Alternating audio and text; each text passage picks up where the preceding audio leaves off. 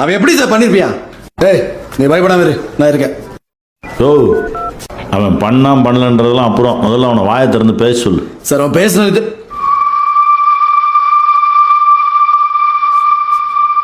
டேய் நீ எதுவும் பண்ணல அண்ணே?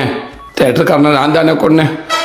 காலையில் ஆரிய நம்ம கையில் கத்தி எடுத்து வந்தப்போ அவனை காப்பாற்றி சைக்கிளில் கூட்டிகிட்டு போகிறப்ப தேட்டருக்காரன் குறுக்க வந்து வழி மறைச்சு சின்ன பிள்ளை பார்க்காம கத்தி எடுத்து குத்த வந்தானே. வேணாம்னே நான் காலை பிடிச்சி கெஞ்சி பார்த்தேன். நான் காலை பிடிச்சி தெரியாமல் அவனை வாரி விட்டு கீழே வந்து வேணுக்கிட்டு நான் தான் அவனை தள்ளி விட்டேன். என்ன தப்பாக பிடிச்சிட்டு அடியடி நடிச்சேன். என்ன வேண்டாலும் பண்ணிங்கடா, பச்சை பிள்ளை விட்டுங்கடா, நீ எவ்வளோ உருண்டு பண்ணி சொல்லி பார்த்தேன். கடைசி வரைக்கும் நான் சொல்கிறேன், அவன் காதலே வாங்காமல் கத்தி எடுத்து குத்த வந்தானே.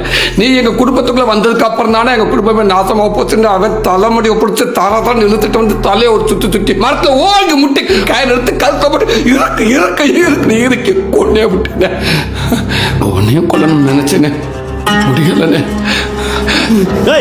என்ன விளையாடிட்டு இருக்கீங்களா? என்ன எங்க தம்பிய ராத்துல இருந்து காணுங்க. அப்பா தேடிட்டு இருக்காரு. என்ன ஆச்சுன்னே தெரியல. தம்பியை காணாம தேடுங்க. எடுங்க போன்.